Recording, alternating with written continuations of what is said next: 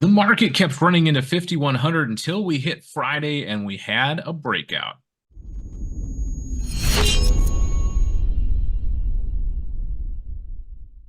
Good evening, my fellow Riz Elite members and all of our subscribers on YouTube. Welcome to our Elite webinar.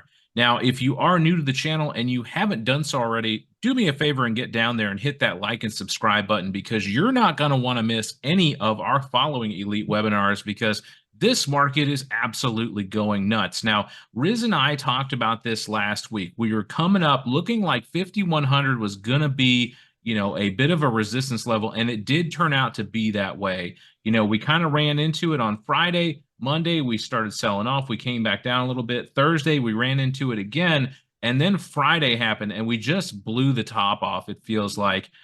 Riz, what in the world is going on with this market? Simple. Just up and away. Pretty simple, right? Easy does it. Um, and this merry-go-round will continue until the music stops and the lights go out. That's clearly what's happening here. We've got the government deficit is going up 1 trillion in about 92 days or so. We've got the economy continuing to chug along with all the money being spent. We've got a lot of stuff that's kind of coming in to be a perfect storm for risk on. And of course, the AI semiconductor trade has been the hot thing over the past 6 months. And in fact, that's been one of the big leaders uh, in the US markets. And pretty much majority of the gains the last 6 months um, have come from some sort of semiconductor AI uh, slash tech related rallies. Okay, so that's something to keep in mind. It's very, very exposed. The market is very exposed to this sector. And of course the whole AI themed trade. So it's a very overcrowded trade. It's an overcrowded um, trend, so to speak, and it's not something that I want to be chasing or be a part of. Again, that's just me. Some people will be like, Riz, there's money to be left on the table. And I say, sure, there's also risk involved as well. So I usually turn on the taps and turn from a risk standpoint when I know I can execute my edge, when there's positive probabilities on my side. And this kind of scenario isn't one of them, so I continue to remain to be in a sizable amount of cash. Now in the last month of Q1, so that's going to be interesting. We know April, spring months start sometimes can be a bit of a shift in markets. And right now, it seems like that 5,100 breaking strong. I don't want to say strong resistance, but definitely was a resistance point, an inflection point there. That key 5,100 level, the fact that it broke strongly on Friday, kind of tells you, my base case. I mentioned a few weeks ago. On social media, on Instagram stories specifically, that 5,200 on the SPX is kind of my base case for the year. Now, does that mean that's like going to be the all-time highs and then it can't go any higher? No. What I'm saying is 5,200 is kind of like that area where I feel like, all right, that's it. Like that there's just not much else to do or go in this market. Can it continue? Of course. And we'll see where where I end up and where the markets end up, whether I'm right or wrong. More right, more wrong. We'll find out as the year comes to the close, so we'll do like a post-mortem on that. But I feel like 5,200 is kind of that area where I'm like, all right, yeah, this is just pretty much like juice being squeezed. That's my view. And in fact, coincidentally, Goldman Sachs came out and said the same thing, which is absurd. They said the 5,200 as well. I promise you, we are not communicating. But yeah, they went and said 5,200 is their base case as well for the market after the fact. And I don't think that's a good thing that they came out and said it because I usually feel like they're wrong. So I was kind of antsy, but hey, I've said that it's on record. 5,200 for me is kind of that base case. Can it go higher? Sure, but I feel like anything beyond that is just over exuberance. It's just negligence at that point for anyone kind of chasing that rally, the rally beyond these levels. So there are pockets of value involved in certain sectors, industries, and obviously a few stocks. But apart from that, it's pretty overdone. And in these kind of markets, it's like, do you want to get on the ride 5 minutes before they turn the machines off, but pay full price? That's the best analogy I can give people. All I have to say is I'm disappointed that you don't have like a red phone that connects directly to Goldman Sachs. I thought you guys were, tight, but We're not I best get buds. you're We're not. not best buds. No. That's unfortunate. I really thought you were, but no, I mean, that's a really good point. Especially with your analogy, it's like, do you want to get on the roller coaster right before they close? And they're like, yeah, you're only going to get to ride half of it, and then we got to shut the thing down. I mean, it just doesn't make a lot of sense. And chasing now, I mean, it's like you said, we could be wrong, but if we're right, you're going to save yourself a lot of pain. Because if you jump in now and the market decides to dunk, you're stuck holding the bag, and that's not where you want to be. Yeah, and it doesn't help that what you always say, uh, markets go, they up, they take the stairs, right? When they go down, they take the elevator, so it can be a straight flush.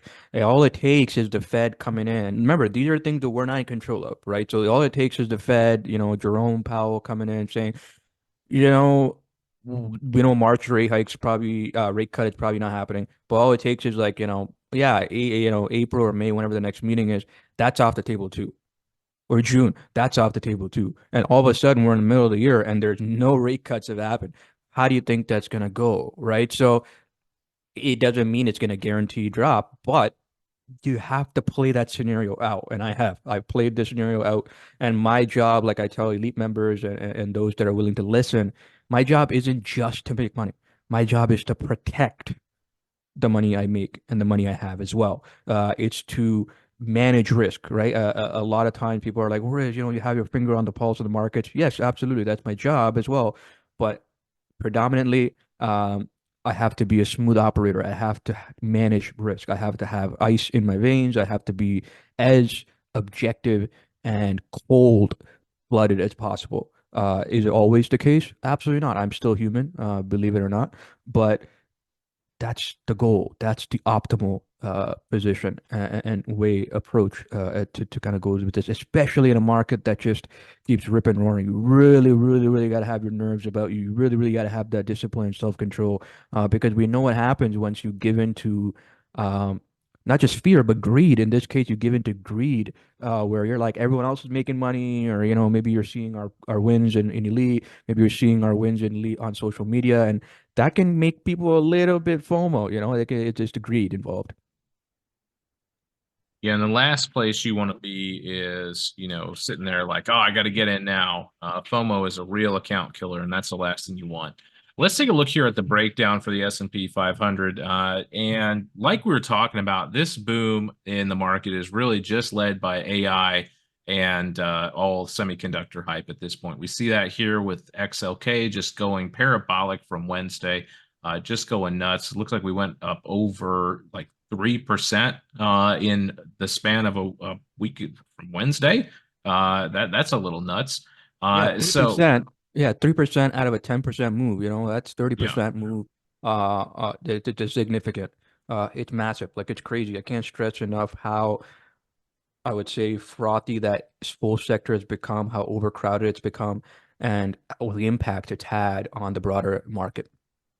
yeah, and I mean if that goes, I mean that's it. The market's going down. I mean it's not gonna. We're not talking about like a huge market crash, but the market will go down if that tech bubble pops. And or the AI bubble and semiconductor bubble, I should say, and that's something you really need to be careful of right now, and that's really why we're preaching caution at this point. All the other sectors are underperforming the S&P 500, as you can see. Financials is leading the way of the underperformers. At 6.7%, we got healthcare, consumer discretionary, energy sector, consumer staples, and then all above the zero line at least, and then real estate and utilities still sitting here down sub-zero at this point. But yeah, I mean, tech is just going nuts at this point with all this semiconductor and AI hype.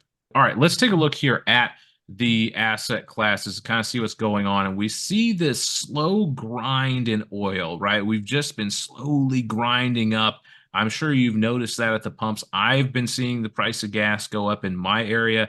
And if you haven't left us a comment yet on the YouTube video, let us know what the price of gas is in your area and whether it's per gallon or per liter, because I do know we have several people from Europe who are watching our videos, and we have several members from Europe. So obviously, you guys measure it in liters, and we measure it in gallons here in the state.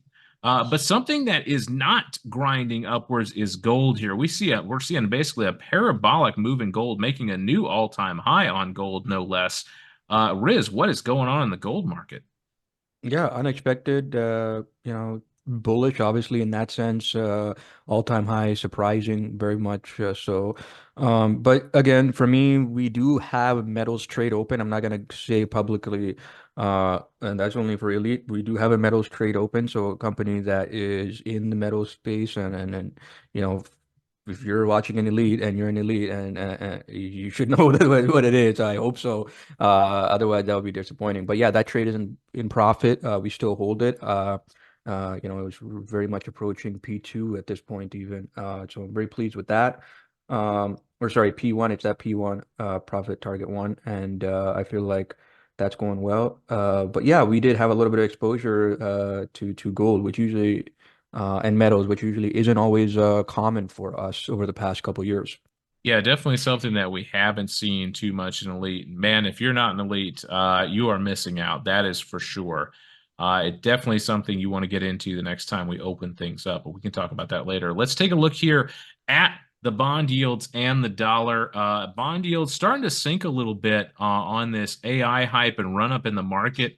Looks like since about Monday, we've seen a bit of a downturn in the yields. Now, we are still seeing the same correlation with the 2 year outperforming both the 10-year and the 30-year bonds at this point.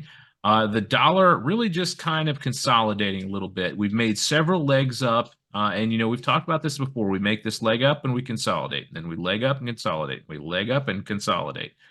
So that's really kind of where we're at. Dollar looking very strong. Riz, what's your opinion here? What's going on with the bond yields? Yeah, not surprised. A little bit of a gyration, a little bit of a pullback here in yields. Nothing too concerning. We're gonna get the major moves once we hear from Powell. Once we get another meeting, that's when you're gonna get a little bit more of a direction, more insight as to the broader trend. Up until the start of the year, the trend in yields was lower, right? Because the market was thinking, okay, we're gonna get a rate cut, we're gonna get multiple, they're gonna start in March. We're already in March, don't seem like we're gonna get one. So that trend shifted, right? From 2024 onwards, you can see. So we're gonna get a little more direction as the months go by. So for now, nothing too crazy to worry about, but I don't see bond yields dropping as fast as projected by many market pundits as of last year. As far as US dollar, yeah, strong, definitely picked back up this year, consolidating, as you said. And of course, once we do get some color on potential rate cuts, it will also impact the US dollar as well. Definitely something to keep an eye on. That is going to be such an important meeting when they talk about that. Now, before we go to the important market dates this week, please go ahead and start posting your questions for Riz, and we'll take those. I got a couple that came in through Discord. All right, let's take a look here at the important dates in the market this week, and we've definitely got some big ones coming up. Looks like Powell is going to be testifying here for 2 days in a row. Looks like Wednesday and Thursday. Powell's going to be on the chair. Got to talk. Of course, we've got some other ones as well. We've got payrolls coming in and the unemployment rate, which is always a big one. Those two really typically have a pretty decent impact on the market. That coming out on Friday morning. Riz, what is going on with this Powell testimony? Yeah, nothing uncommon. Usually I believe, if I'm not mistaken, a couple times a year, if I'm not mistaken, the Fed chair does his testimony, and takes questions and kind of really providing, I would say, confirmation on and reasoning as to their decision making. Obviously, Powell being the chair, so he's kind of like in the hot seat, so to speak. But yeah, nothing out of the ordinary. Obviously, the market will be watching to see what he says, his rationale, his reasoning behind, whether it's rate cuts, whether it's holding, whether it's in the past, raising. These are all things that they provide some, I would say, rationale for and answerable to one in the testimony. So the market will pay attention to that. The payrolls and unemployment rate, as you said, Friday morning, big ones. It will be interesting to see. So far, the job market is very strong. Unemployment's very low, historically, has remained that way. As far as, your view or what anecdotal evidence may show and say based on people's experiences on the ground might be different to what we're seeing in the data because the data is very high level. Also, we have to keep in mind the data is a little bit delayed. But yeah, there's always that kind of divergence between, oh wow, but I hear from my friends and colleagues, like, when people are getting laid off, and we see that, right? We see a lot of large and even small companies letting people go, downsizing, layoffs, firing people. It's a common theme that's started and continued throughout 2022, and I think it's gonna continue into this year as well.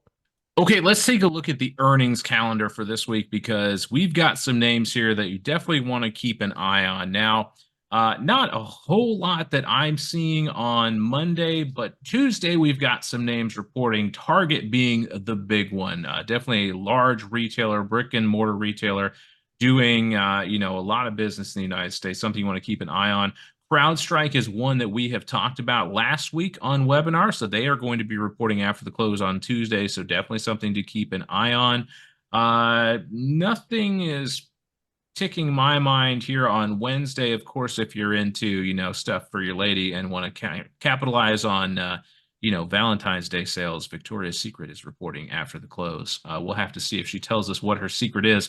But on Thursday, we've got some names reporting. Kroger, one major food retailer here in the United States, but Costco, definitely one that we have traded before and definitely something to keep an eye on if you want to trade that or if you want to get out in case you've been holding and are in profit. Riz, are there any here that I missed that you want to keep an eye on this week?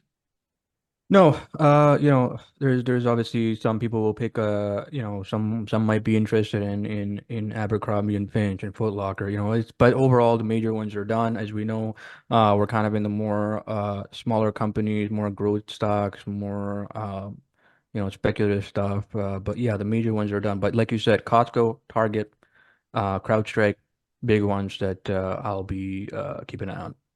Definitely some big names there. So let's go to questions. I've got to pull up the chat real quick. And also, I got a question on Discord from one of our members. He says, "Hey, I took a speculative long position on PLTR on Friday. Let's take a look at that." And his thesis being that the S&P inclusion rumors, basically being that it's squarely in the overvalued AI category. I'd like Riz and I to take a look at it, thinking on whether he should continue to hold, maybe selling covered calls against it, or just closing it out. So sounds like he's, wanting to hold this, see if we continue this run up. Obviously, it's looking kind of bullish. I would say ever since earnings, we had a nice big run up, little bit of a sell off. We managed to hold, and we seem to be kind of grinding back upwards here from a technical standpoint. That being said, looks like this 2550 area is going to be pretty hard overhead resistance. At least it's been proving that way so far. So, Riz, what are your thoughts on holding PLTR for a little while here? You can definitely. I would say it needs more than whatever the thesis was stated. It needs to be more than that. We got overhead resistance, like you said. I would perhaps keep a stop at 24, target 26 and higher. If you get the break above, then you're good. If you see 24 area, get out because I mean, it's had a tremendous recovery. Obviously, the past year and a half. From like $8 lows to, even if you go back further in 2022, $5, $6 lows. So it's had a tremendous run. Obviously with the AI run up and the company's mounted a nice turnaround, revenue growth and whatnot. But other than that, this is still very overvalued. Also, I would argue pretty overextended as well. So I mean, I'm not gonna throw shade on the trade, but yeah, you can do covered calls. Not something I would have personally entered, but that's my style.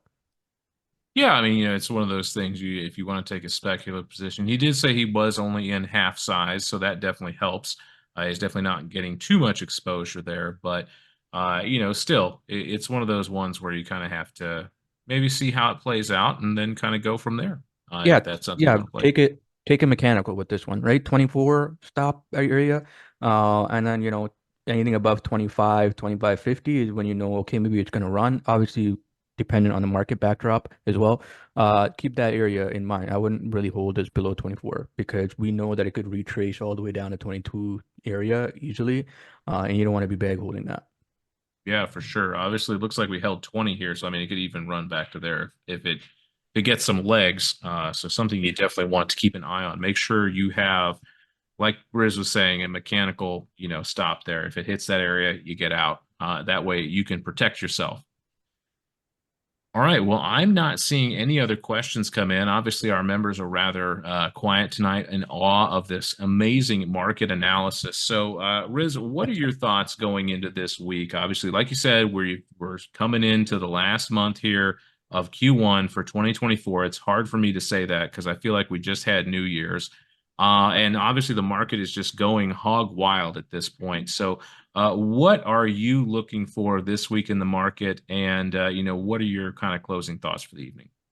Uh, For me, like I said, I'll reiterate the fact that markets overextended, in my opinion, very overvalued from multiple um, fundamentals, metrics, if you will. And I'm taking things very slow. It may be slow, more slower than people expect, but that's fine with me. I'm not in a chase. I'm not there to try and appease people or spam trades or like put on a show, right? That's me. That's the honest answer. So I'm just waiting. I have been squarely bearish for the predominantly for the rest of the year.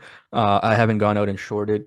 I haven't I haven't gone out and taken any outsized major short bets apart from one which I closed thankfully last week, as some of you will know. And yeah, nothing too exciting going on. As far as Jazz asking about tickers, yeah, I mean, yeah, the earnings calendar, sure, but also uh, really anything in the semiconductor space is one worth keeping an eye on for potential retrace. Nvidia, as Chris just brought up, has been wild. Just hit actually a $2 trillion market cap for the first time. So that's been one of the largest companies now, and also one of the fastest growth rates for a large cap ever, right? From 1 trillion to 2 trillion. Again, with the T is extraordinary. Like when I know like when a company's 100 billion, that's big, 500 billion. Wow. It's now we're like, it's like 1 trillion to 2 trillion so fast. It's crazy. And of course, AI, right? Semiconductor AI, that's NVIDIA's a leader in that kind of the poster child, so to speak. All right. Well, there you have it. That's what we're watching this week. And I want to thank, of course, all of our elite members who came out live to the webinar. Really appreciate each and every one of you. And of course, we appreciate all of you watching on the replay on YouTube.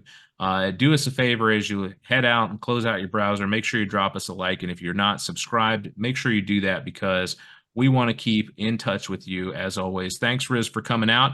And we'll see you in the market on Monday.